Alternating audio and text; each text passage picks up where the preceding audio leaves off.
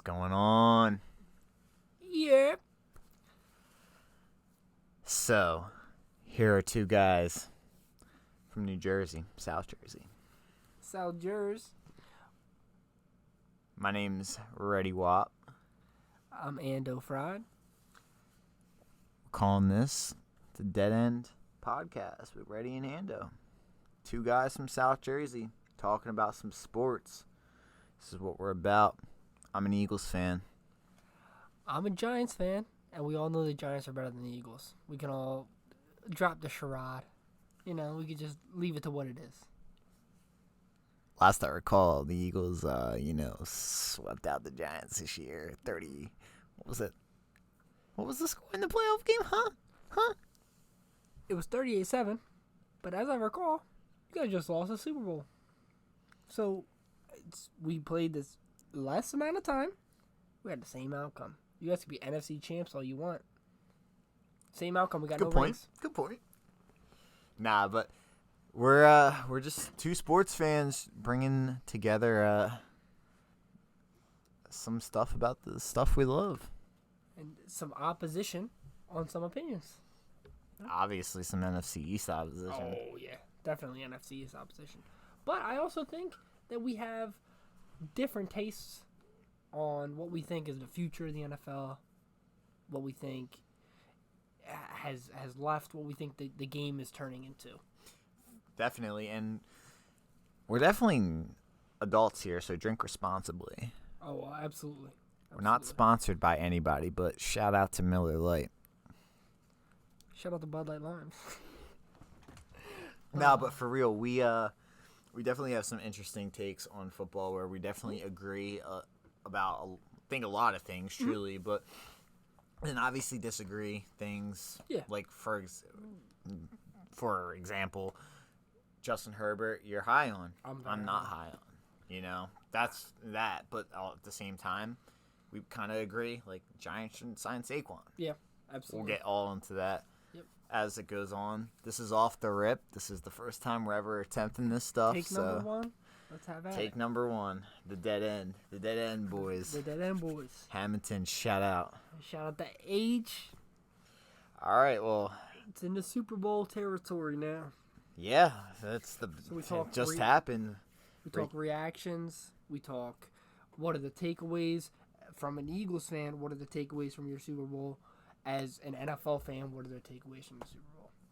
Yeah, definitely. I as the Eagles fan, listen, I was saying this the whole time, the whole playoffs. I just wanted it to be, if the Eagles were to go, for it to be a good matchup. No disrespect, but I was happy it was 1 versus 1, the best two teams in the league, not a 1 versus 7 matchup. Yeah, and all that, not 1 versus 5, etc. Granted, I think the Eagles could have beaten the Bills and the Bengals way easier than it would have been against the Chiefs, but I actually disagree with that take. I think it would have been at least the same level of game with the Bengals. I think the Bengals have weapons that I don't know if you guys would be able to stop Jamar Chase, T. Higgins, and Mixon. Is that offensive line shaky at best? Yeah, I would say that. That's exactly where I would say that's where you guys went. There's a lot of talk about the surface of the Super Bowl field, and both teams played on it, so it wouldn't have changed. But I do think that the Chiefs have a way better offensive line than the Bengals, and the Bengals are banged up. So I don't even think they would have had 100% offensive line going into the Super Bowl. So I think regardless of how the field conditions were, we would have definitely been able to get pressure and get home on Joe Burrow. Where Pat Mahomes, let's be real, he's a magician. He's just a flat-out magician. He makes throws where he's not even looking that way.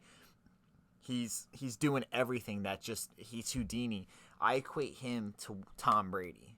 I say he is modern Tom Brady, but with the legs. He has the better legs, and he's got the better weapons at all times. I agree. Their play styles are so different, but their imprint on the game is where I feel like they truly match. It's like Tom Brady, if you're going against Tom Brady in the playoffs or the Super Bowl, you know that Tom Brady is going to make a lasting imprint on that game. People are going to look back at the game and go, well, Tom Brady did this, Tom Brady. And it's the same thing with Patrick Mahomes. Evident by what the Super Bowl just was. And it's also what they make their weapons to be. You look at the Chiefs going in that game. Juju Smith-Schuster, Kadarius Toney. Yes, you have Travis Kelce. But those wide receivers are not bona fide Super Bowl receivers. Well, if you line them up against the Eagles with A.J. Brown, Devontae Smith, if you just go wide receiver to wide receiver, the Eagles have them outclassed by every stretch. Even if Mecole Hardman was playing, you still would say Eagles had the better two compared to their two. Now, better three, I'm not high on Quez Watkins anymore. Oh, you lost the favor for Quez Watkins. He wasn't good. I know he said he was playing through a shoulder injury after the Titan game he got hurt in, I think. And there was the one catch in like the second quarter that I feel like he should have made. Second or third quarter? It was later in the game. It went right through his hands. It was deep ball. Yeah. You got to catch it, injury or not. There was no the arms of the defending guy they weren't there. Like you gotta be able to catch that. And to me, that's a need for the Eagles in the offseason to go, whether it's a draft pick or it's free agency, you got to get a better number three, a guy who can play the slot. Not saying Christian Kirk, but you need a guy who plays that role. Yeah. And Christian Kirk is grossly overpaid. He's absolutely, but Jacksonville had to do it. But back to the Super Bowl, I think if you line up even the Bills, Josh Allen's a turnover machine. After Dabble leaving, he turned the ball over a lot this year. Yeah. And I think, and we've talked about this off screen, he, to me, is Carson Wentz without the injury, but wait till the athleticism goes. Yeah. Then what is he? I know Josh Allen is a good quarterback. I'm not taking that away from him. But they could have been had, the Bills, in my eyes. Yeah, they got Stephon Diggs. Yeah, they got Dawson Knox. Yeah, they have great defense, and especially with guys like Tremaine Edmonds, Tre'Davious White, Jordan Poyer, Matt Milano, this, that, and the other. I'm an on and off fan of Gabe Davis. Gabriel Davis going into the year, he was the sleeper pick from all the fantasy But he was the sleeper pick because of that playoff game where he had the 3 touchdowns and the huge, massive game. Do I think he's that? No, I don't. Do I think he's a serviceable number 2? Absolutely. I think he's Devonta Smith without the high pointing of the ball. But he's got the size, though. He's got the size to do it. He just needs to learn how to properly do it. I just don't think he can high point a ball with the best of them. I think you put him on a number 5 corner and you ask him to high point the ball, it's not going to happen. No, I definitely think next year are we going to see superstar Gabe Davis, or are we going to see complimentary wide receiver Gabe Davis? If we see complimentary wide receiver Gabe Davis, I don't think he stays there. I think there's a disconnect. I think he knows he's capable of doing grade A level work. High end B. I think he could be a wide receiver 1, low end.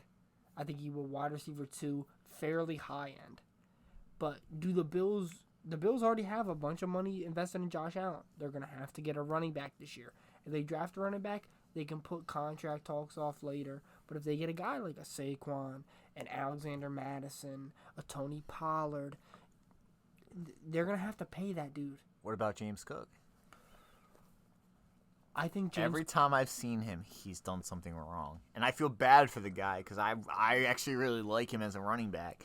But I've seen him put the ball on the carpet. I've seen him not hit holes when he needed to, but he's also had some decent games. How do you feel about him? I truly do not think he's a certified RB1. I believe Alexander Madison can be a certified RB1. I think Tony Pollard can definitely be a certified RB1. What about in a year or two from now? Same sentiment? I think he has a lot of work to put in. He's got to work on ball security. He's got to work off bouncing off tacklers. I feel like he's fairly quick to go down.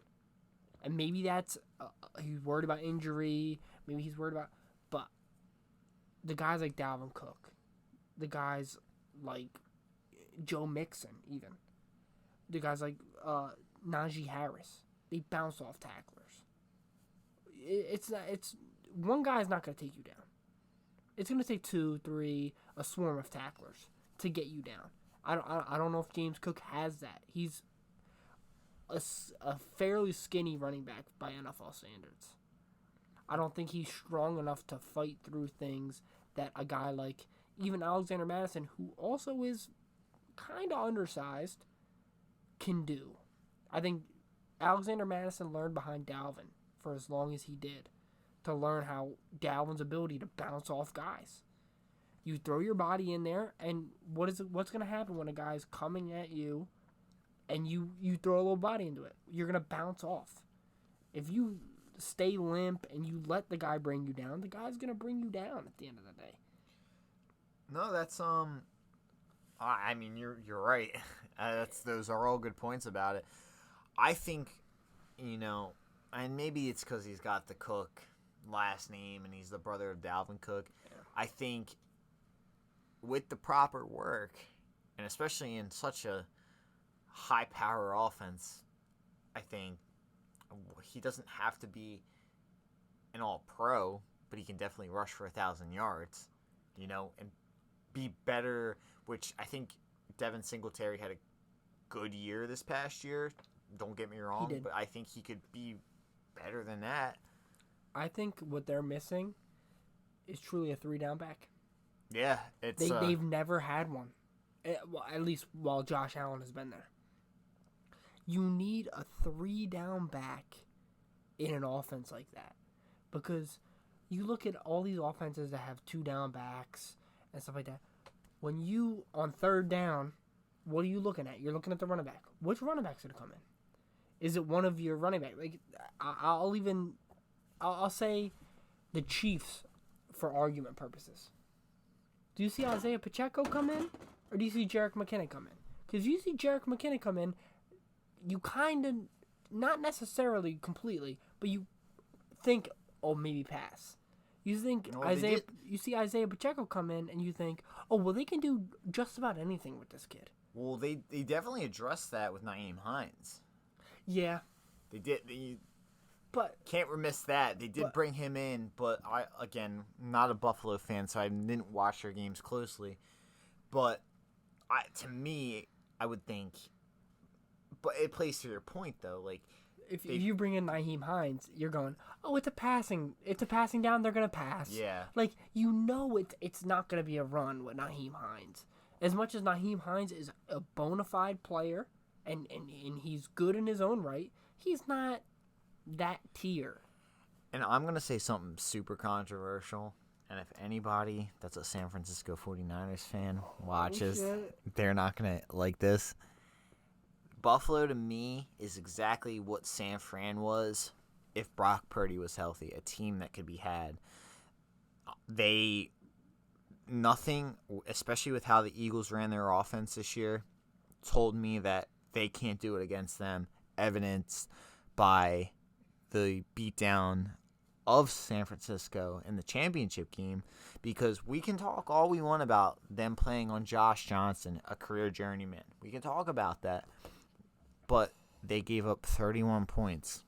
They couldn't stop us. That defense just didn't show up the way it was expected to in that game. And it was expected to at least be a close game at halftime and on, and it wasn't. Well, admittedly, it was. You saw the game. It turned in literally a minute and 30 seconds. I was at the championship game, season ticket holder. Proud of it.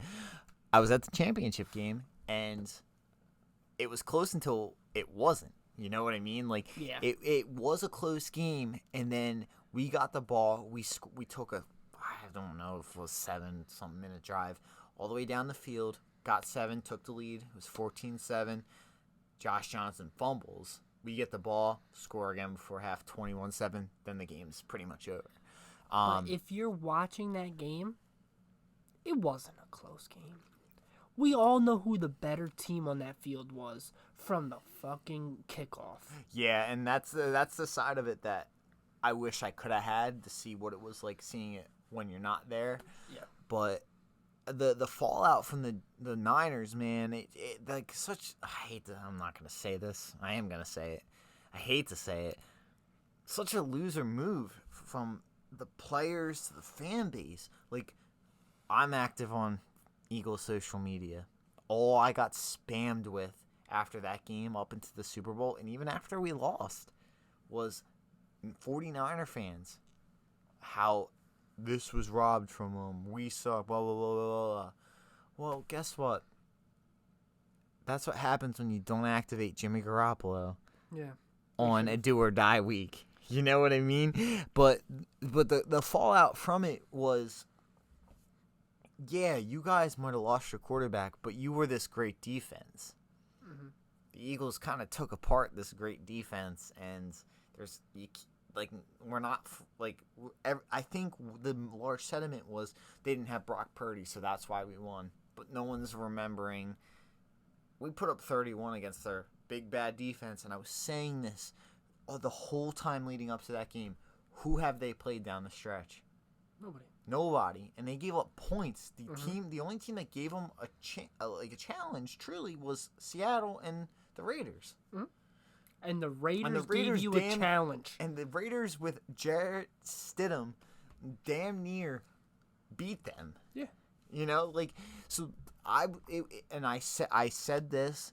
It all reminded me of 2017 when the Eagles won the Super Bowl. The Vikings, how they were the big bad defense. We came in and they ran right into the brick wall, and that's exactly what San Francisco did.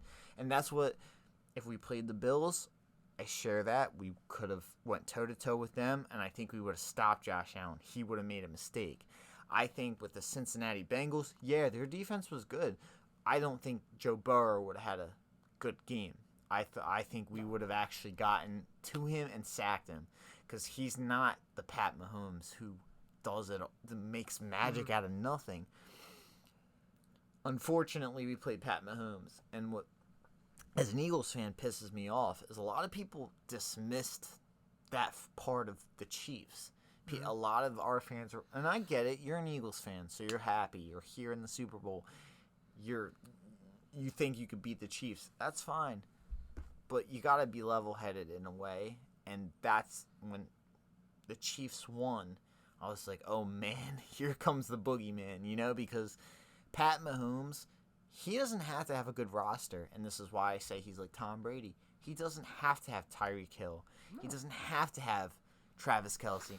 He could have me and you out there, and we would look like superstars because he is just that good. He is what Brady was at that time frame back in the 2000s. He is just that good of a quarterback. And obviously, as the results showed, yeah, the Eagles stopped him, twice? And one was a field goal that bopped off the post, so that's not really stopping him. Mm-hmm. Look at what happened in the second half of this game. Touchdown, field goal. There's something to be said about a quarterback of that stature.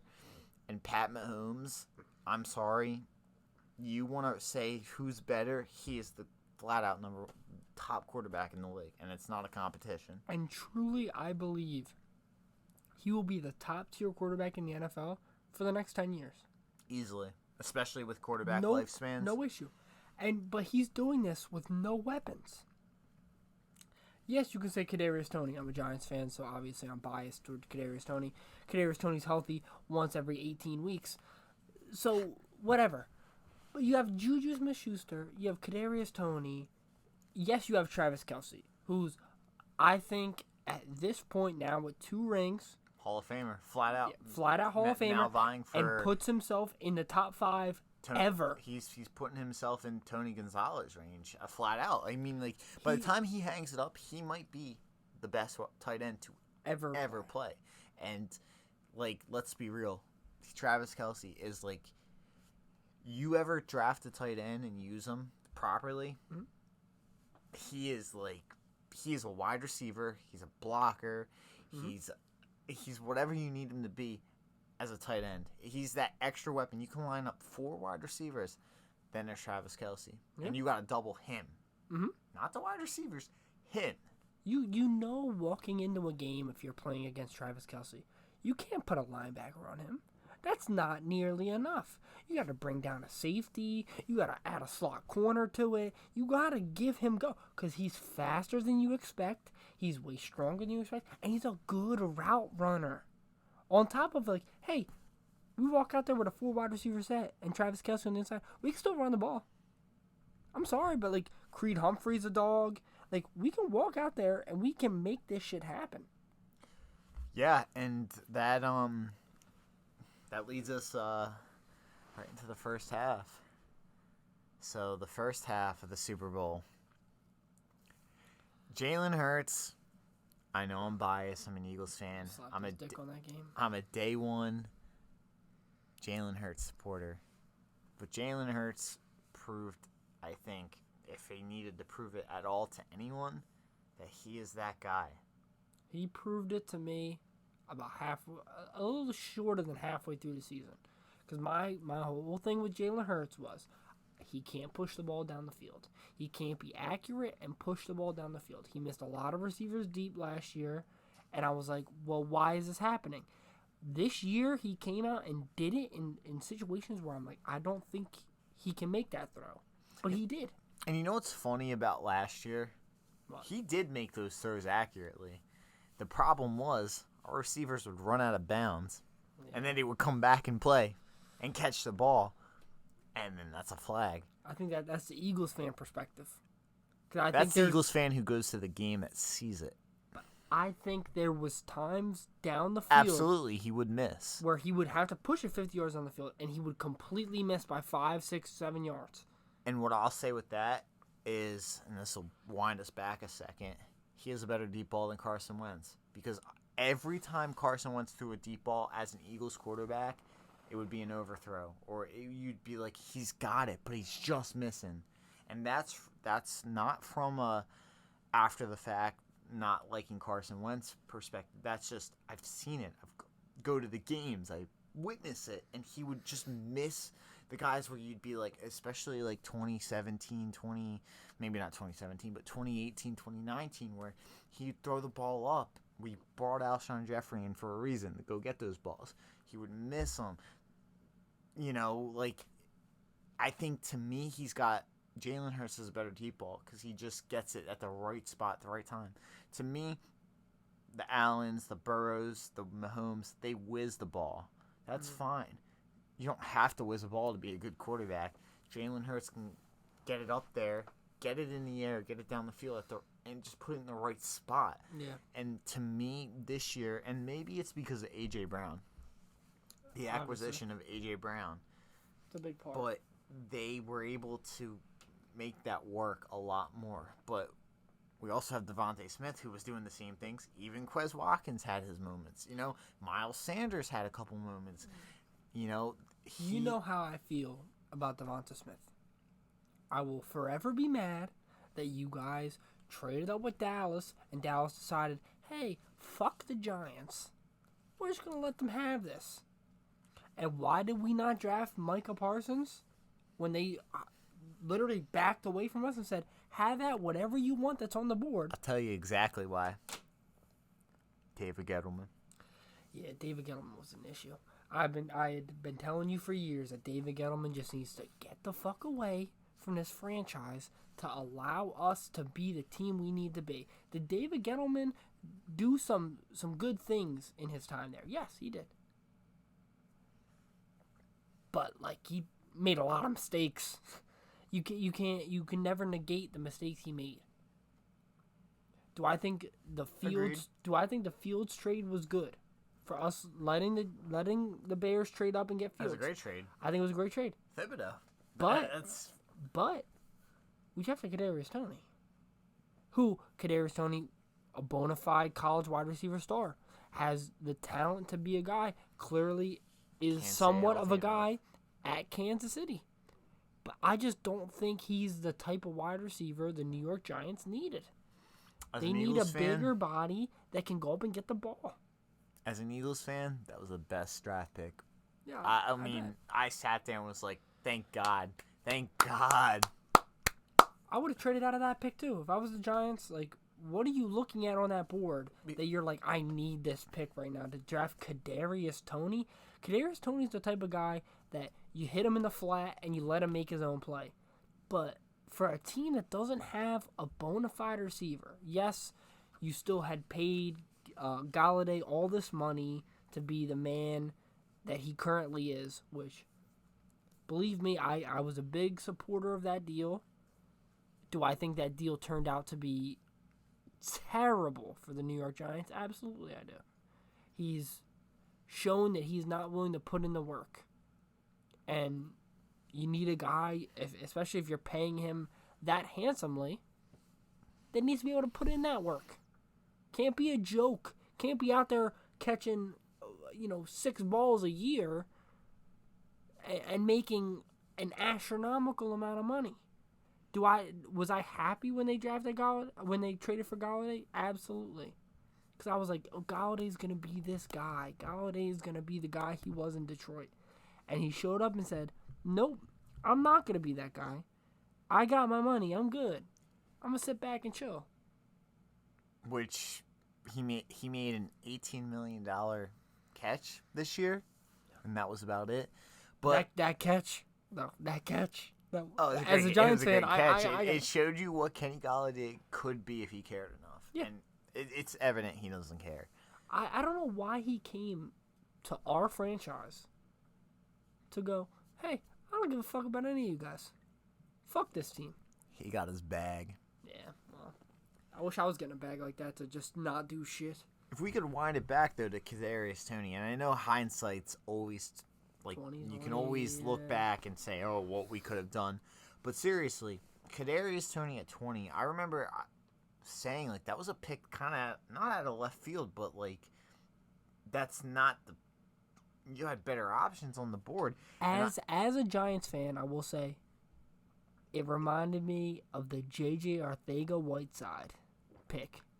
Pain and suffering. Yeah. Oh, no, it reminded me of that. Because I'm like, what is this kid even about? And then I looked at his tape. Obviously he's a Giants draft pick. I got to see what he's about. And he just, obviously has big playability. But how many of his routes were caught 30 yards down the field? He's an undersized receiver. He can't, he can beat people with speed, but his bread and butter is getting the ball behind the line of scrimmage and making something happen. So, we'll list off a couple of notable picks. Kwity Paye, the pick right after. That would have been a great pick for the Giants. Yeah. Caleb Farley. I'm not a Tennessee Titans fan. I don't think I've seen him do anything. At the time, even though he was hurt. He's a better corner than the Giants have outside of Dory Jackson. And Christian Darrisaw, which could have allowed you guys to not draft Evan Neal and go somewhere else. Najee Harris, you don't need him. You have Saquon. Yeah. Travis Etienne, you don't need him. Greg Newsome II. I'm not a Cleveland Browns fan, but I don't know much about him. He probably would have been better than what you had. He's an interior D lineman, right? Greg Newsome, cornerback. Who am I thinking of? That's an interior D lineman. Whatever. Rashad Bateman would have been better than Kadarius Toney. Probably. Let's be real. Yeah, bigger body. Greg Rousseau. That's he's the a dog. end from Buffalo. He's a dog. He's a dog. Elijah Moore in the second round. Javonte Williams. Javon Holland. Mm-hmm. He's a dog. Yeah. Landon Dickerson. Oh. Eagles hit a home run with that. Well, he had the torn ACL, right? Yeah, he had in college, and that's why he had a Alabama kid, right? Yeah, he had a couple knee injuries that people were like red flag, and that's what drops him. He's been healthy for us, which is like the best outcome. The best outcome, yeah. Asante Samuel Jr. Ooh. You guys obviously got Ojulari in the second round, so yeah. Ojulari is a good pick, but that man and Creed Humphrey went about 13 picks after. Yeah. But it just goes to show there were better players on the board. There was. With Tony. I thought they should have traded out of that pick, got doubled up on second rounds, or get a second round and a second or third round of next year, and just keep backing down the board. Like, I don't know how high they were on Tony, but I wasn't. I didn't think he was a bona fide first round pick. But, you know, the teams draft who they draft. And as a fan, you got to just accept it and hope for the best. But Kadarius Toney was a failed experiment.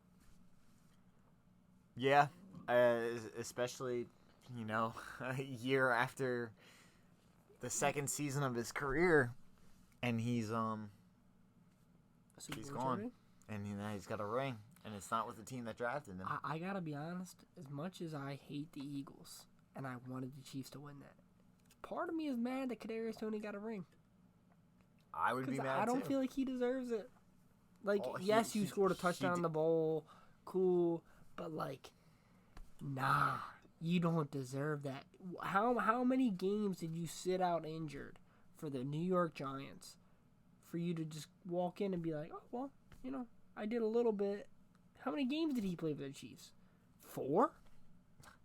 He played like the one game, had a touchdown, then sat out with a hamstring injury till the playoffs, then played in the playoffs and was average, and then scored a touchdown in the Super Bowl.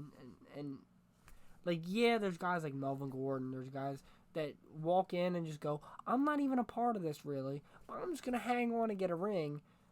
But, like, do you really deserve that ring? Yeah, that's a valid point. And as a Giants fan, I mean, I'd be thinking the same thing. I wouldn't be happy that he got a ring because, yeah, he had his moments with Kansas City, but it was a failed Giant pick, so how could you be happy? So we'll go into the Super Bowl. And then, just as a point to this, I hope you see this podcast. I've DM'd you multiple times on Instagram. Hey, Eli Apple, go fuck yourself. Talk about failed Giants draft picks. Eli Apple. On that note. Nah, but let's go into the Super Bowl. First quarter. Jalen Hurts rushes for the touchdown. Go up 7-0. Fast start. As an Eagles fan, we're happy. This is exactly what you need. Kansas City decided to kick the ball off. We take the ball. Because they won the toss. They deferred. They deferred. We take the ball. Absolute 100% start you want in the Super Bowl. You get it and you score. If a team defers, what do you want to go down there? You want to march down and take that lead and to hand me, the ball back. I get deferring because there's been games this year where the Eagles have deferred. They've scored before halftime. They've gotten the ball, and they've scored 7 again. And you swing a game that way. Mm-hmm. But in the Super Bowl, I was as happy as could be that Kansas City won and deferred. Really? We got the ball. It's all about how you start. If you let Pat Mahomes get hot early, and granted, he scores later in the quarter, but it's Pat Mahomes. You take every chance to get points, and we did. And it's essentially punching him in the mouth by going, hey, we got 7, you got to go out there and get 7. Yeah. Like, you're setting the pace for the game. And against a guy like that, it was the same thing with Tom Brady. You got to score. Like, there is no... When we played them last year, we were able to score with them. The only difference was they never punted the ball that game, and they scored touchdowns. We traded touchdowns for field goals. Yeah, what did we lose? 42-35 or something like that? But it was never close. Like, when they would score a touchdown, we'd go and score 2, but it'd be a field goal. This was the game where it was like, you got to get 7. Well, those were the Tyreek Hill days. It was Tyreek Hill. I remember that game. What happened at the end of that game? When it was a tight game, they threw the ball up. A bomb. Tyreek Hill found it. Right in my end zone. And took it to the crib. Right in my face. Because when you have a guy like Tyreek Hill, it's like, no matter how many you're down, if your defense can make one stand, you could be down 14 points and you can close that gap mighty fast. With a guy not like Tyreek Hill, it just shows how Pat Mahomes is such a good quarterback to take what I would say is lackluster receivers, would Juju Smith-Schuster be the number one wide receiver on the Giants? Absolutely. But he's also not that good. Neither is Kadarius Toney. He's a poor man's number 2, a high-end number 3. Yeah. And Pat Mahomes can walk into a Super Bowl with that being his number 1 receiver and win the game? Testament to what we've talked about Pat Mahomes right there. Pat Mahomes is next level, and he's the next generational talent. Yes, sir. We can talk all we want about Pat Mahomes, and at that point right there, like, it doesn't matter who his receivers are. He's got it. He's golden. And evident, I mean, we scored, and he hit Travis Kelce. Yeah. On a bomb, and I was livid, absolutely livid about it, and he tied it right up. The first quarter goes 7-7. Can't be mad. Yeah, you're in a tight game. You're moving. A quick point I want to make. Has Lane Johnson always done that? Where he looks like he false starts just about every single play, but he is so in tune with the ball starts moving, that man's out of his stance, drop stepping, looking to throw punches. I think there's an article about tackles tipping what they do by the way they stance. The way he's able to time on the snap count is incredible. Like, so it's funny. As an Eagles fan, you know when he's standing up, it's always a pass. It's almost always a pass. And when he's lower to the ground, it's a run. But the way he, especially the pass plays, how he times it, and I know exactly what you're talking about. I called it out. That should have been a false start. We got away with one. He did it all game, though. It's not like he that did was it the one time. To me, that was the worst one, though. The first one. The first one where we were like, nah, that ain't it. Because Kansas City got called for it. And I admit that one was worse than Lane Johnson's, though. You know? I was watching the game. Shout out Miller Lite. And I immediately went, that's a false start. And then they broke it down, and the ball literally, Kelce moved the ball maybe half an inch, and this man is out of his stance, backpedaling already. I'm like, what? Like, he is, like, I saw a thing they were talking about, when you're an offensive lineman, you got to act like a center. Mentality was, as soon as you hear the cadence of the ball supposed to be snapped, start moving. Yeah, and he takes that to a whole nother level, a level I don't think I've ever seen from an offensive lineman. Yeah, he's so good at that, and that's why when he decides to hang it up one day, it's going to be a huge loss unless they fill that hole, because he's just so good. Like, there's just nothing else to say about it. As much as he's been hurt throughout his career, he flat out fights through, trucked right through an injury. Yeah. Just for this run, yeah. and you got to respect it. You have to respect it. And the ability he was able to play to shut down your offensive line, defensive line, and then shut down Nick Bosa. But he had Kayvon Thibodeau, yes, he's a rookie. Yes, it's a little hurt, and it's a little easier to shut down a rookie. But then to shut down Nick Bosa, who didn't he had nothing. I don't even think he ended up having any hurries on the quarterback.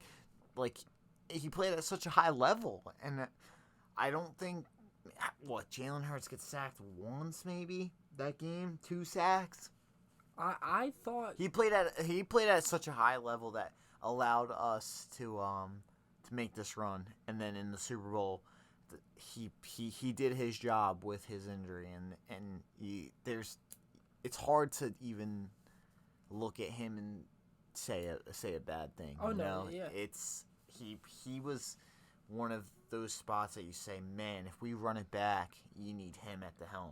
Absolutely. And I think coming into this year, I was very down on Lane Johnson. I thought with all the injuries he's went through, with everything, he's aging.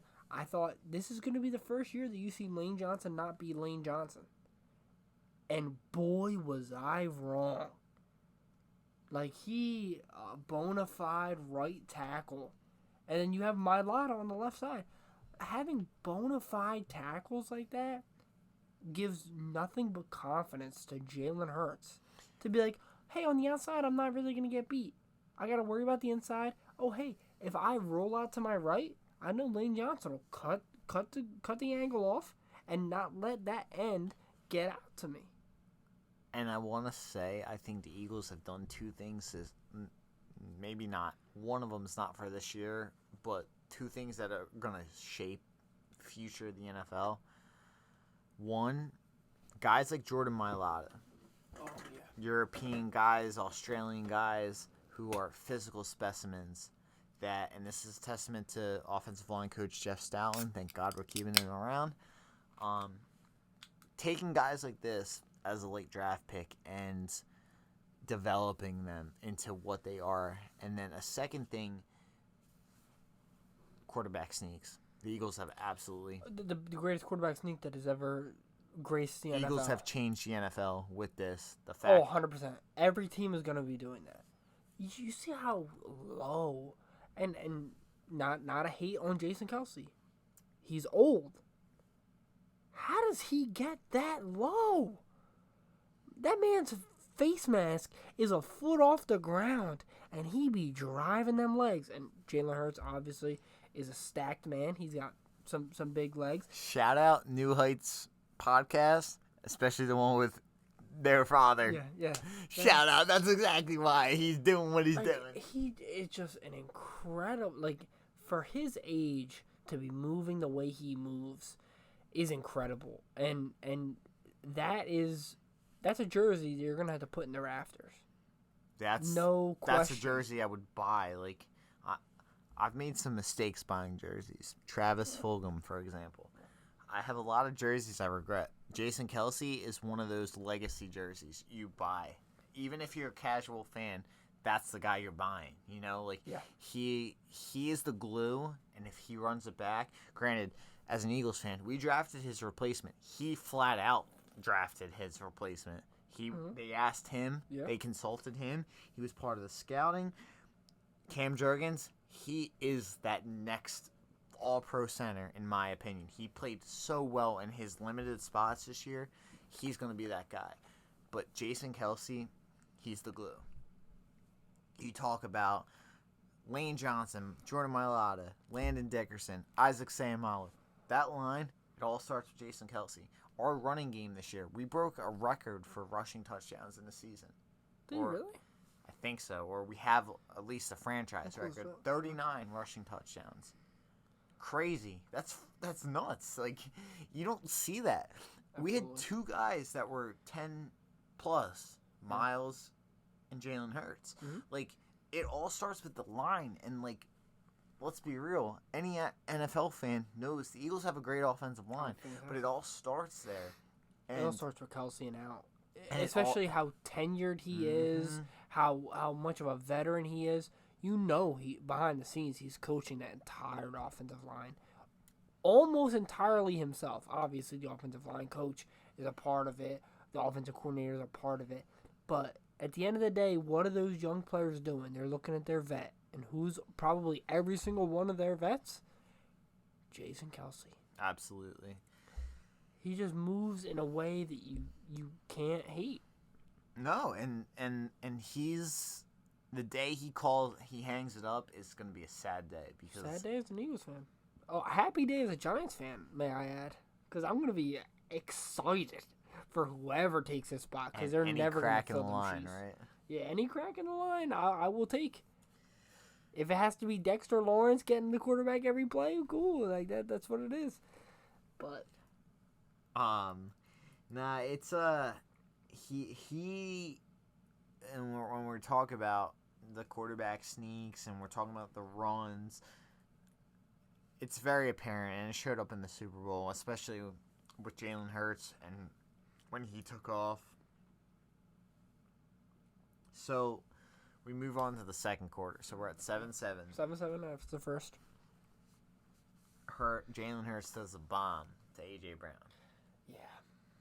Bomb. 45 yards. I can't tell you how high I jumped up in the air when it happened. I ended up fucking knocking over my tall boy Bud Light Lime. It's shooting everywhere. I was so mad at in the moment about that, but at the same time, I was jumping up and down, running around in the living room. But it was that was one of those with a bad shoulder. Jalen Hurts, showed you he's playing through it, but he can still gun it. He hit the bomb, and then we talked about it at the draft when they drafted for AJ Brown. What was the first thing I texted you? I'm mad jealous that you guys just went and got AJ Brown, because I wish we would have went and got AJ Brown, but you guys saw a need and went, how do we want to fill this? Do we want to fill this with a guy that we draft and coach up for 2-3 years for him to become this bona fide guy? Or you just want to go get a bona fide guy and have Devonta Smith and have a guy like Quez Watkins who can learn behind an A.J. Brown? You're going to learn how to be more physical. You're going to learn how to run routes a little bit crisper. You're going to learn. And he's obviously, now at least, a top 7 wide receiver, questionably top 5 in my head, looking at NFL wide receivers. What do the Giants have? Isaiah Hodgins? Sterling Shepard on 2 major injuries. Sterling Shepard's a free agent, and apparently there's no big talks about bringing him back. Odell Beckham Jr. round 2. No, man. I cannot. What about Darius Slayton, though? He's shown that he's becoming Evan Ingram 2.0 with his dropped passes. And that drop pass, I will say, back to last year, what was it, against Washington? The Commanders, yeah. That was the where game he dropped the shit lost, on the goal line, and you ended up losing on the field goal that got the flag by the slightest movement. If you take all the Evan Ingram drops to picks, all the Evan Ingram drops in the Eagles game last year, you take all the Darius Slayton drop, we're probably a playoff team last year based off all those drop passes. So when a guy like Evan Ingram wants to come back, will I welcome him with open arms? Absolutely. I think in Dayball's offense, he will move differently. But Slayton, that's a wide receiver 3 that I'm accepting of. That's not a wide receiver 2. That's definitely not a wide receiver 1. But he's also a 4th round draft pick. Why would you put wide receiver 1 expectations on him? Maybe it's that rookie year he showed crazy promise and he caught the balls that he was expected to catch. It's like Quez Watkins, where he's wide receiver 3 and we're all down on him right now, especially with the drop in the Super Bowl. But he was a 6th round pick. Like you can't really expect the fact that he is wide receiver 3, and I know I've obviously said like I'm down on him, but the fact that a guy like that, like sometimes, it's okay that they make mistakes. They're picked where they were for a reason, but like to me, Darius Slayton would be poor man's number 2, good number 3. Good number 3. Can't be a number 1. No. Giants have a huge need at wide receiver. We'll get into that later. Yeah, absolutely. Back to the Super Bowl. Yep. Keep us going. Yeah, keep us going. So it's 14-7 right now, right? It's 14-7. The Hurts fumble. There was a face mask call that they missed. I know hindsight's 20/20, but an Eagles fan will always tell you that. No, don't believe it. No. I'll show you the picture right now. Oh yeah, you're gonna pull the receipts. Hey, guess what? There's a lot of shit that's I'll not defend the refs here. Games. They probably were not even looking at his helmet area when the ball dropped. That's a face mask. Yeah. Right here. Is that Nick Bolton? That is Nick Bolton. I like Nick Bolton a lot. He's a great player. But if you literally look, Mitt is right there. Yeah. And that's fine that they missed it. I'm not saying like that results in anything. It sucks that it happened. He had dropped the ball already. The ball was already dropped. The flag could be thrown for that. It doesn't matter. It still could be. Yeah, it still could be. It doesn't matter. The Hurts fumble, that sucked. That was the momentum changer that made me say, damn, like, you just let the Chiefs in the game. That was the crack that they needed, that they can go win this. When that happened, it was just like... It's a big turnover. And it sucks because that was the one mistake that I can truly say he made on him all year. Yep. All year. Don't all year me. Don't all year me. That. He threw 6 picks this year, right? Mm-hmm. You know, a couple of them were, I wouldn't say, are necessarily on him. Mm-hmm. He didn't fumble the ball that much this year at all. Yeah.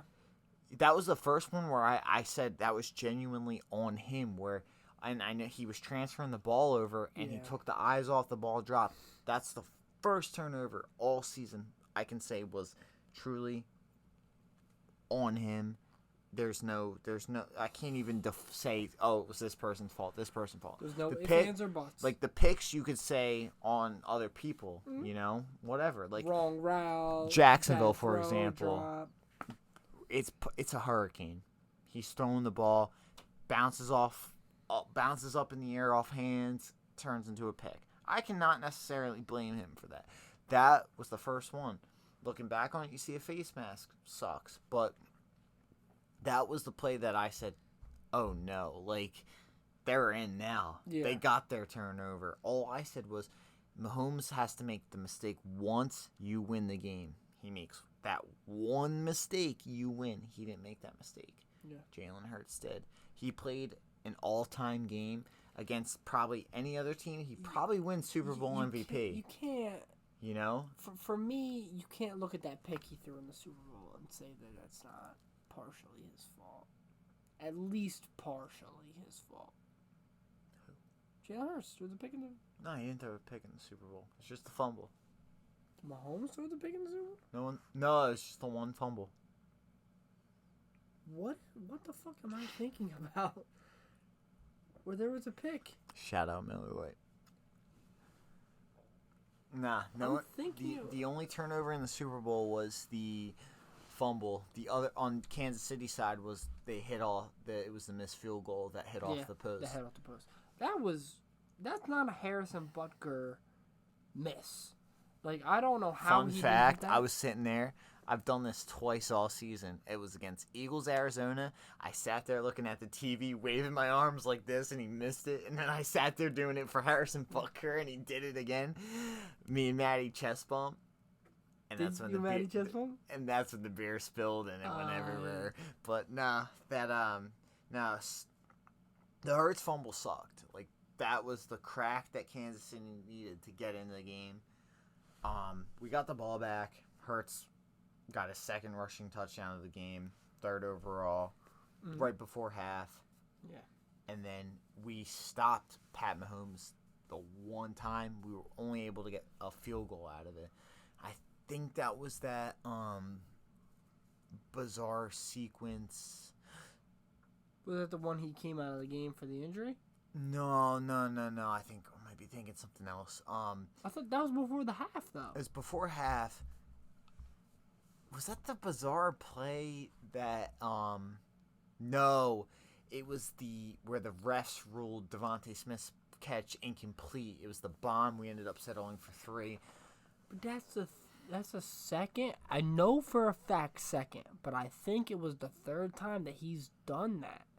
He did it in the Giants game. Well, he did it against San Francisco. Yeah, he did it against San Francisco. He did it also against the Giants, where he catches a ball, but in the rule book of the NFL, he didn't catch the ball. The Giants one came into his stomach, was out of his hands and out of his gut completely, hit the ground, rolled, and then they ran the hurry-up offense and they made sure it happened. Because even Devonta Smith in the Giants game was saying, like, let's get on the line because I did not catch that ball. Well, the one in the Super Bowl, I think it was an incomplete pass, personally. To me, the evidence, the ball moved too much. If the ball didn't move as much as it did, as the Eagles fan here, it would have been a catch. But the fact that ball almost did that, you know, Yeah. I know you can't see the hand motions. It was a turn. The turn but of the the ball moved just too much where you can't even fault.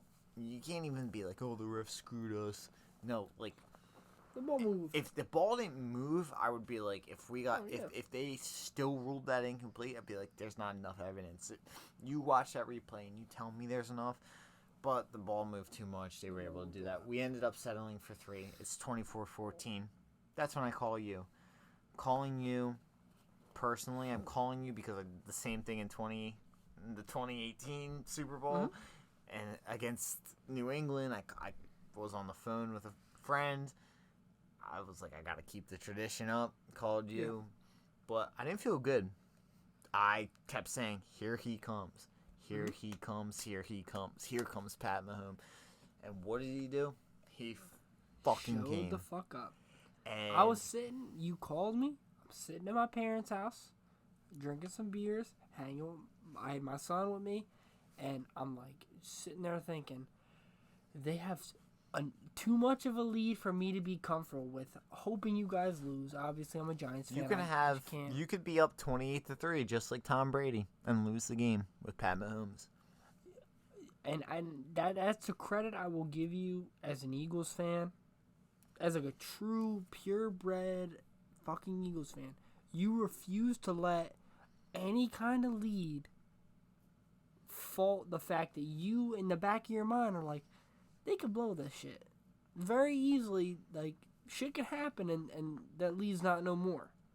And that's the one thing I will 100% give you credit for, is like, you, like, no matter how many people text us during the game, oh, this is a blowout, oh, this game doesn't mean shit, this game's boring, whatever. It doesn't matter. You're gonna sit there and go, the game's not over. And that's the same way I believed in the Giants game against the Eagles in the divisional round. I was at a party. People were going, oh, so what do you think about the Giants? I'm in Giants hat, Giants jersey, Giants hoodie, Giants everything. And they're going, oh, well, everyone's Eagles fans. Obviously, I'm from Philly territory-ish. Everyone's going, oh, what do you think? And I doubled down. At halftime, I said, hey, I will double or nothing bet you that the Giants could win this game. Like, you, especially that's also an NFC East matchup. We see you guys twice a year. We know you guys better than most teams will know you. There's in NFC East football, you if you're a true NFC East fan, you know that anything can happen in these games. Games can turn around in the flip of a switch. Did I go into that Super Bowl rooting for the Chiefs? Shout out Isaiah Pacheco, Vineland, New Jersey. Stand up, bro. I played with this man's brother. Dead ass. Played with my little bro. They be ballers. But did I go into that game thinking, I think the Eagles are going to win this game? I did. I went in there thinking, if anyone's going to beat Pat Mahomes right now, it's that Philadelphia roster. And I've talked to you multiple times about how I'm a big fan of Hassan Reddick. I think he's a monster. Criminally underrated. He is criminally underrated. He's a monster. Did they have issues with the turf? Yeah. That's something you can't neglect. But both teams did, you know. Both teams are playing on that same field, man. Like, that's the thing. Was there issues with the turf? Yeah. Do I think Hassan Reddick could have got better pressure if there was better traction on the field? Absolutely. But what did he do? He fell, he slipped and slid, and the right tackle ended up just holding him in his own little world and creating this outcome that if you keep Hassan Reddick off the quarterback, you could win games. Is there many different things about that Eagles defensive front? Like, hey, Ndamukong Suh. Hey, you got Hargrave. Like, you got guys that can give pressure. But I think Hassan Reddick, and I told you about the Giants game, I said watch Hassan Reddick because he's on Evan Neal. Evan Neal, obviously, not a great pass blocker. I think everyone that, as a Giants fan that's tuned in, can understand. He can't really pass block. He can run block his ass off, but he's not a good pass blocker. So I was like, oh, Hassan Reddick. And then Hassan Reddick did it again against the 49ers. And then I was like, oh, he's just going to do it again in the Super Bowl. Like, he's just a monster that you can't stop. But he was held in check. The turf played a part. The Chiefs' right tackle played a part. You know, like, you guys got 0 sacks. And that was... in the biggest game. And that was the kryptonite to your defense. You guys literally were 3rd ranked in NFL history for sacks, behind the 85 Bears and the 86 Bears, or the 84 Bears, whichever one. It was the year after, the year before. Honestly, I think we just needed to record a couple sacks in that last game against the Giants, and we would have broke the record. Yeah. I think we were honestly second. Well, you guys were also tied for second. You guys were also playing against the Giants, like 3rd string players. Davis Webb, and we couldn't even sack him. And barely won that game. We weren't trying, let's be real. Neither were we. If you look on that field and see who was on that field, we weren't trying. If you watch that game again, you notice we weren't aggressive, which we've been aggressive all year. Could have really put the gauntlet down, but we settled for the field goals. But to that point, the second half starts, and the Chiefs get the ball. They come right down. I will say personally, the Eagles' defense didn't come out after half. And that was my biggest fear, that we went in the half and we weren't going to show up, and that's exactly what ends up happening. They stayed in the locker room. They never all this Jonathan Gannon tough guy stuff. I've been a Jonathan Gannon hater for 2 years. The happiest person alive that he is now the head coach of the Arizona Cardinals. I can't believe that they watched the Super Bowl at their own field and said, he's our guy. Yeah.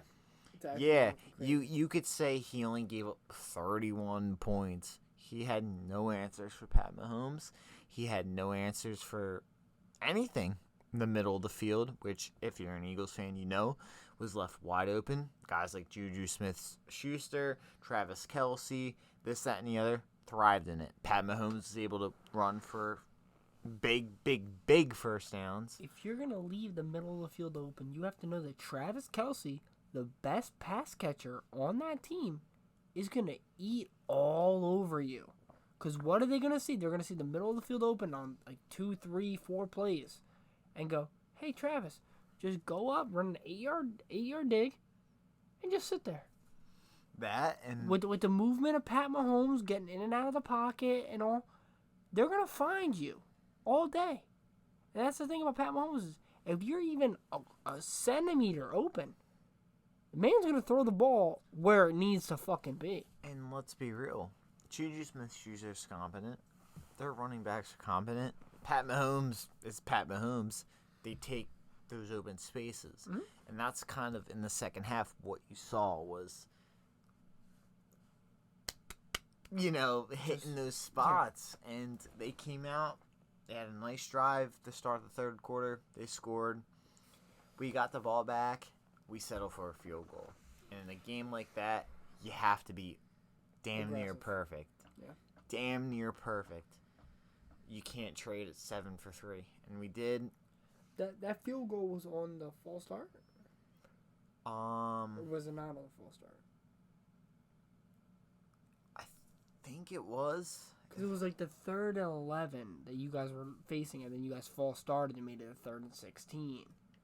And then that bit off a bit more you can chew, and you were in their territory. Yeah, we got, and I remember screaming about that, saying, like, you knocked yourself out of field goal range. Like, what are you doing? But, so we They ended up gaining the yards to get the field goal. And we got the field goal, but it sucked. You can't trade. You can't trade a touchdown for a field goal in this game. A 3rd and 11 and a 3rd and 16 are a massive difference, especially in a Super Bowl. Mm-hmm. Like that's especially with Pat Mahomes. Oh well, yeah. But that leads us to the fourth quarter. They get the ball back. They come right down our throat. They're up. Now we're down. We're just up 24-14. 28-17 or 28-27.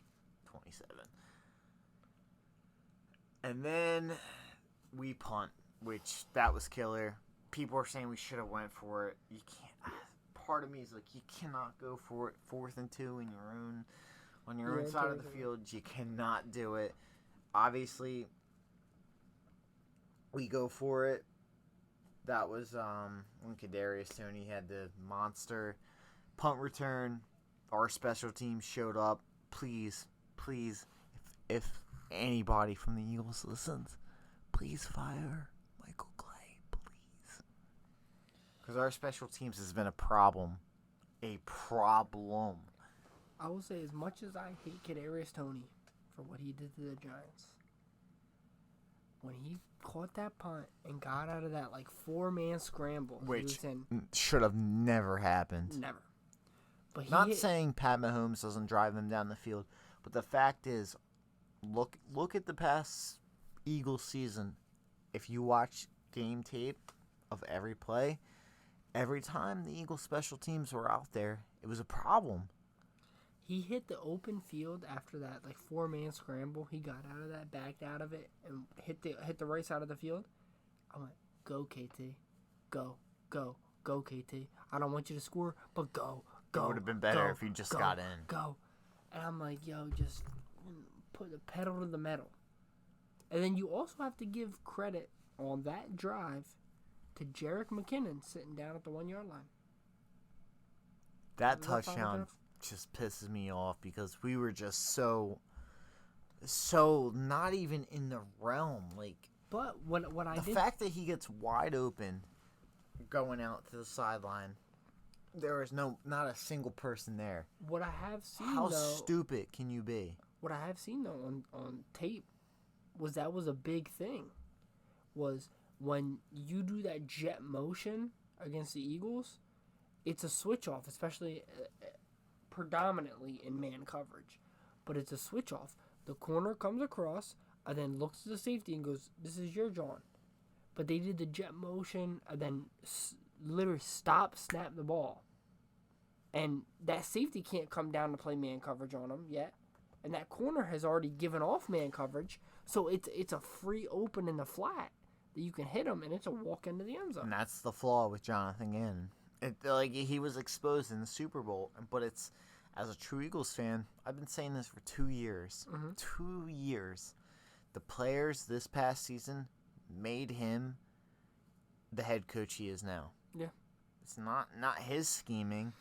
The players, if you take last year's roster, this year's roster, way better. The talent is astronomical. It's here. Yeah. And you look at that, and you can't even defend it. They don't blitz.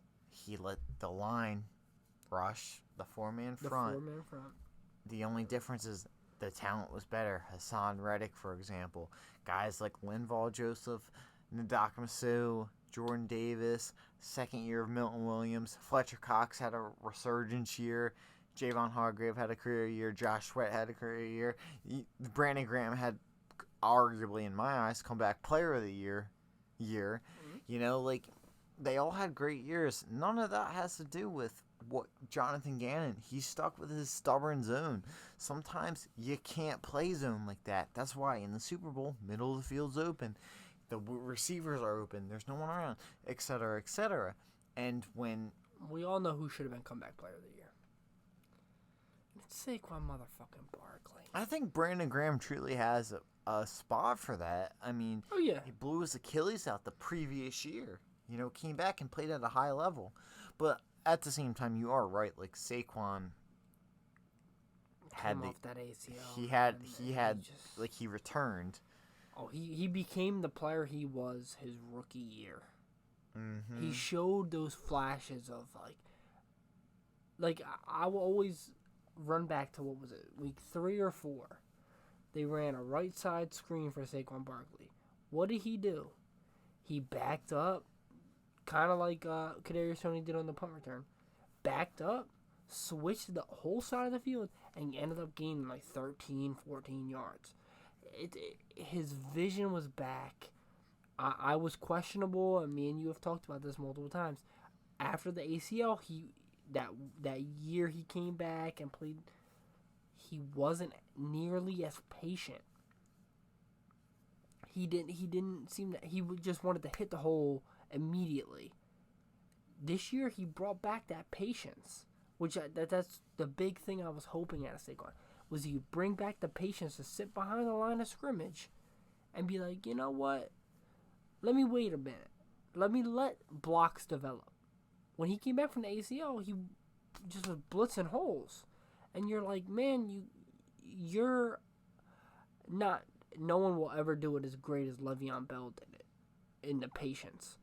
But you need to be patient and let holes hit, especially when your offensive line is clearly interior. The interior. I believe in Evan Neal. I believe in Andrew Thomas. I really believe in Andrew Thomas. Evan Neal, I need to see him progress as a pass blocker. But the interior offensive line is dog shit. Like, I like Nick Gates. You can't be moving him from right guard to left guard to center to left guard to right guard. You can't just be moving him around like that and expect him to perform at a stellar level. He can be a center. Can he be a guard? That's questionable. I don't think he can move like that after the broken leg.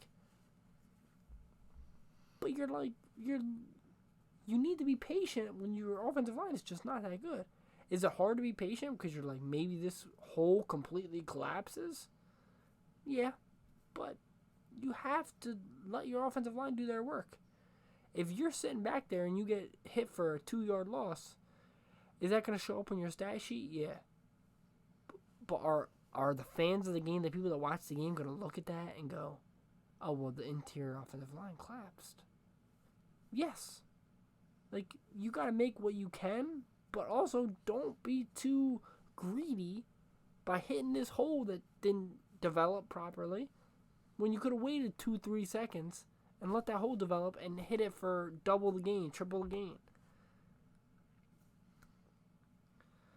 Saquon Barkley should not be back to the Giants for anything over $12 million, and I will not. But that's Giants offseason. And next week we're gonna do a full dive State of the Union for both the Eagles, the Giants, and our offseason takes. Mm-hmm. But with that, the Eagles are down. They're losing 35-27. 35-27.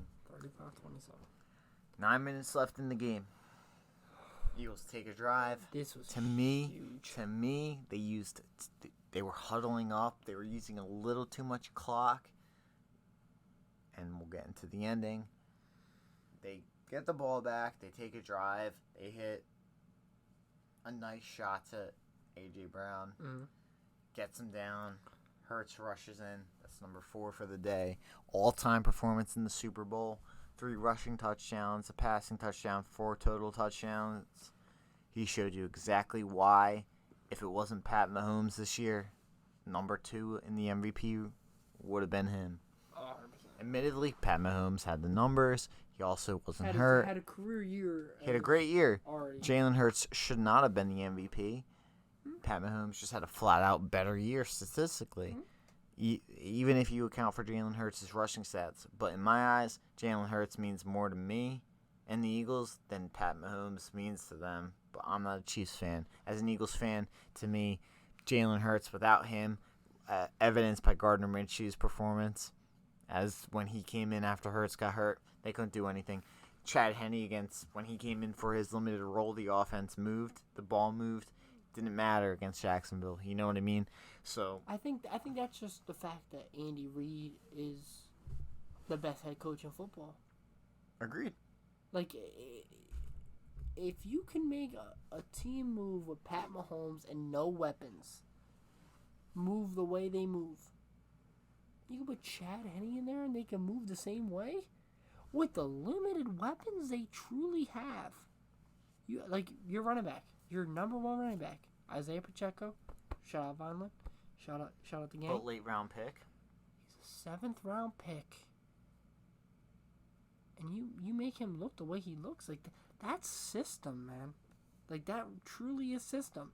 And I think Pat Mahomes, even if they would have lowballed him on the offer that he accepted, which is the contract he's on, which is astronomical. Wish they should have lowballed him. He still would have stayed. Because he knows that the offensive play calling is the reason that he is the complete player he is. I think he can go to any team and make a huge difference with his legs, with his arm, with everything. He has a strong arm. He has accuracy crazy. He can no-look pass it. But with that system and him, interchange all his positions for anything you want in the NFL. He'll take them to the playoffs. Like, Pat Mahomes alone can take that team no matter how bad it is to the playoffs. Will he maybe, if this team is terrible, maybe losing the wild card round or the divisional round? Yeah, probably. He could have taken Detroit. He could have taken the Jets. He could have took Detroit to probably the Super Bowl. Like, truly, that's how it goes back to what I is. said earlier. He is Houdini. You know, he's our modern day Brady, and 100%. It doesn't matter the talent around him. He's the new era Brady. He can use his legs and extend plays and do stuff with that. But and it's also that's the new NFL. But can also make me and you look good. Oh yeah. You know, if I was running routes for him, I'd probably be a 1,000-yard receiver. And that takes us literally to the last drive of the Super Bowl that ultimately decides the game. Pat Mahomes. Shout out my boy James Bradbury. They drive down the field. It's a crucial third down. Run a passing play. Juju Smith-Schuster, James Bradbury. Admittedly, in the regular season, it's a flag 100%. But what Bill Belichick taught his Patriots during the Tom Brady era, and what is the truth, the refs, they tend to eat the whistle, so you can get a little aggressive. And yeah, does he tug him and whatnot? Sure, but by ever so slightly. And they drop the flag that ultimately decides the game, gives Kansas City first fresh set of downs. They get a field goal. Ultimately, they drop the gauntlet on the Eagles. And Eagles fans, obviously, not happy about that. They drop the gauntlet. And the big thing, and this is the sentiment shared about a lot of non-Eagles fans, is you can't let a game that was 35-35, fourth quarter, number one versus number one, late game, you can't let it end that way. No, you can't. Because, Kansas City still probably gets their field goal. You rob the Eagles of the chance to come back and tie. And ultimately, as the game proceeded, the game was done. They ran the clock down. They kicked the field goal. We had our quick little end of the game. Hurts threw a bomb. He I think stepped on Jason Kelce. That's why the heave wasn't as far as it looked. A lot of people were saying his shoulder was cooked, but apparently he stepped on Jason Kelce and the fell and ball. But the penalty, that's what the Super Bowl doesn't even, I think, will go down or be remembered as the duel between Pat Mahomes and Jalen Hurts. It's all going to come down to that penalty. And I know a lot of Cincinnati Bengals fans were like, we feel you.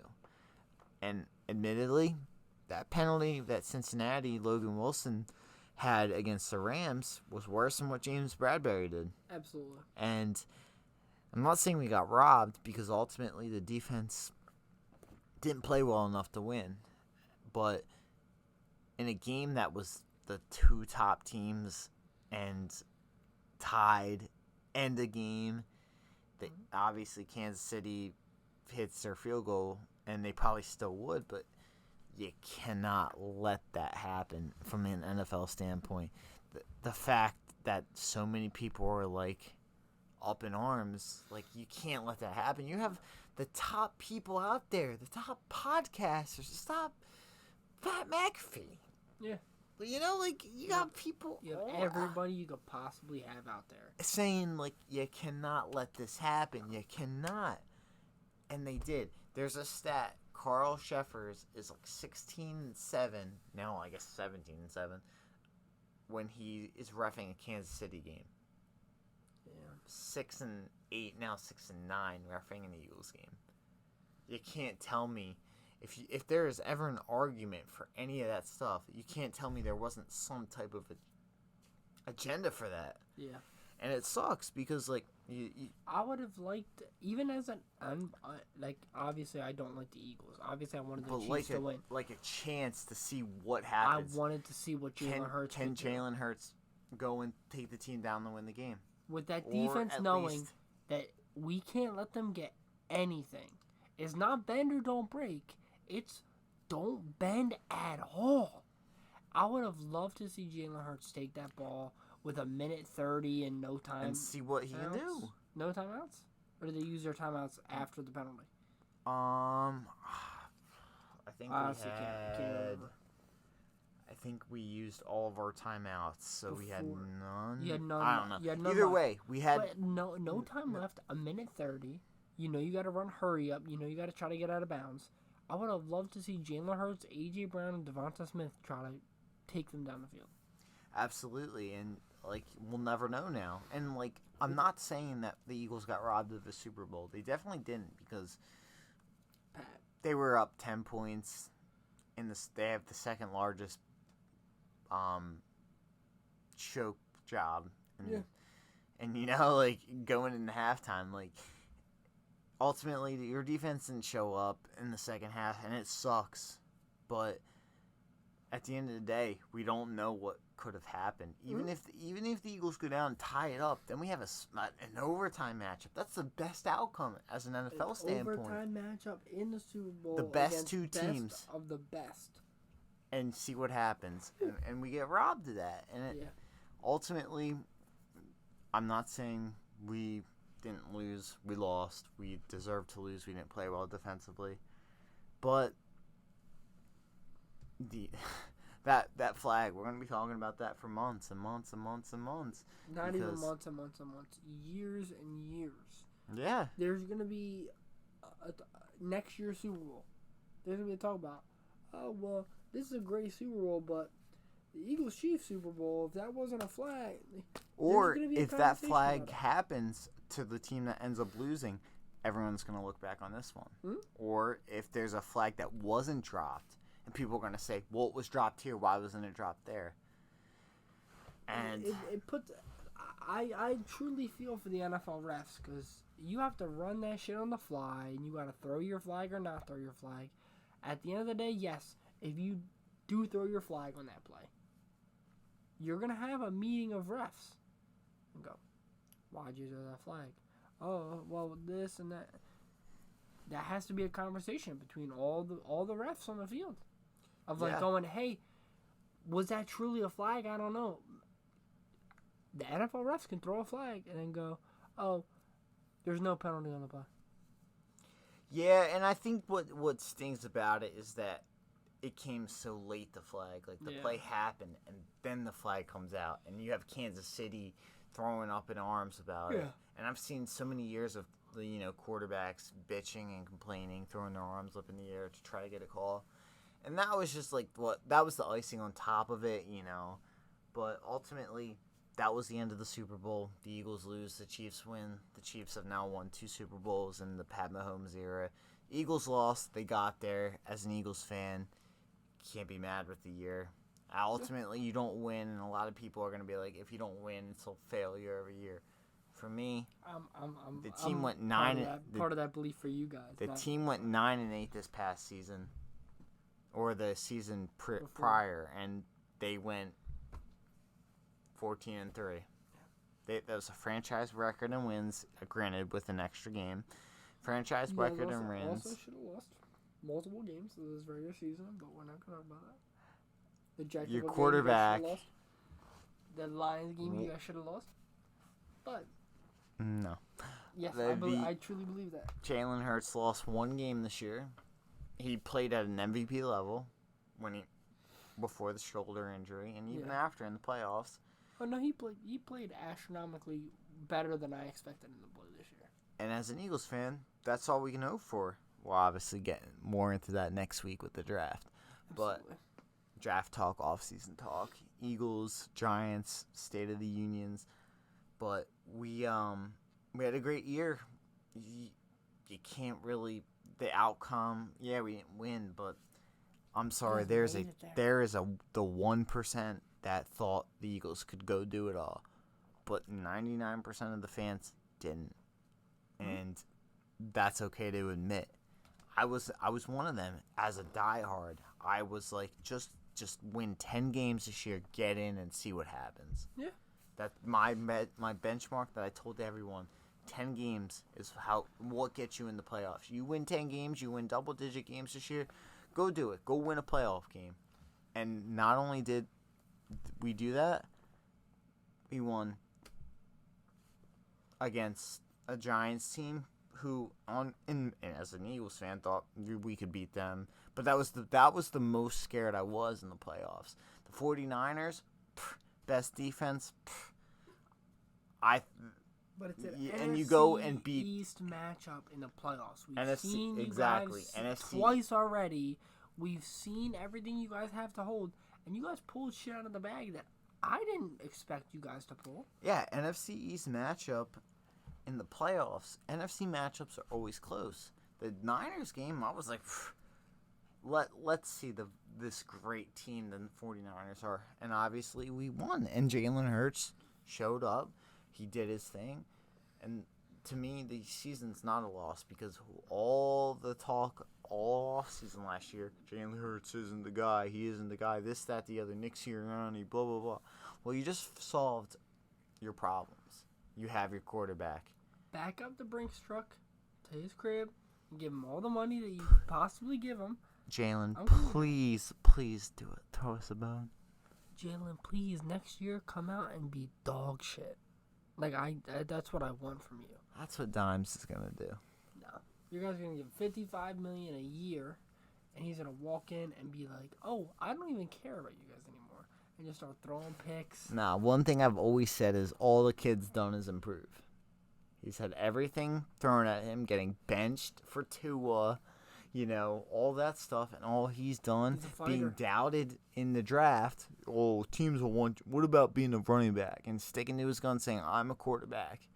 All he's done is improve. I've said that ever since the second we drafted him.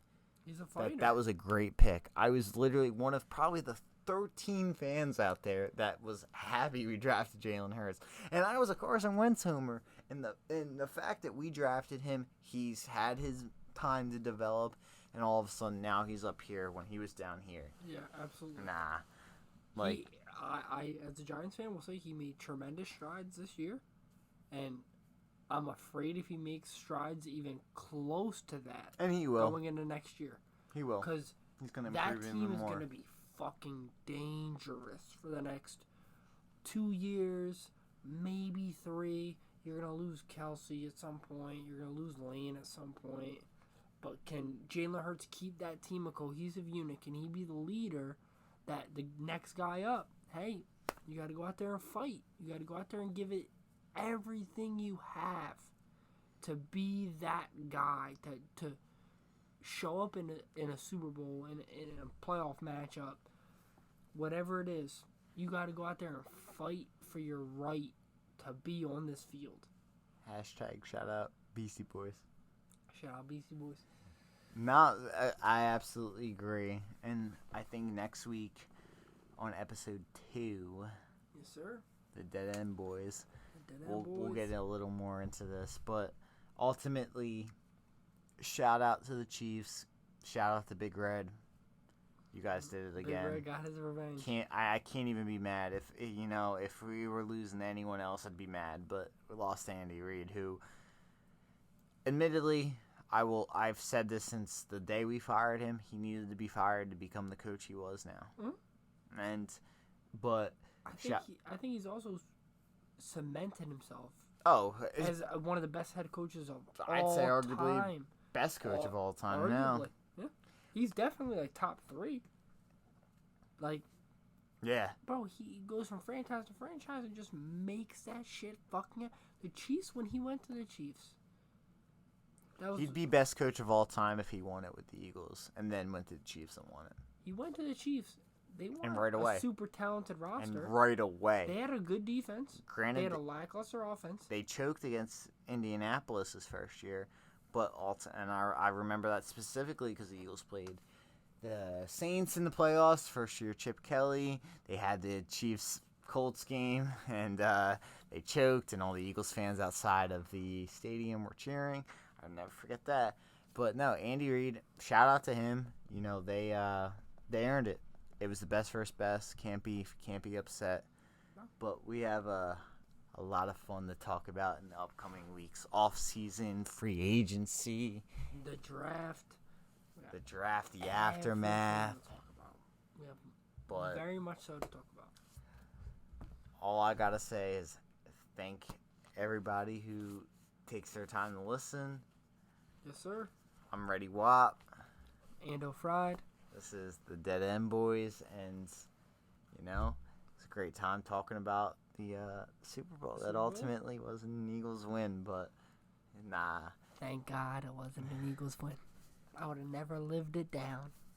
Definitely wouldn't have. I saved myself a lot of money in tattoos.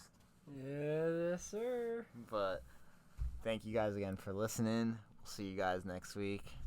Peace Don't out. forget to like and subscribe. We're going to be doing this shit every week. Every Wednesday. Keep shouting out. Keep Coming loving out Thursday. Keep loving the content, even if our content is garbage. Keep loving it. Thank you. All right, y'all. See you next week. Yep.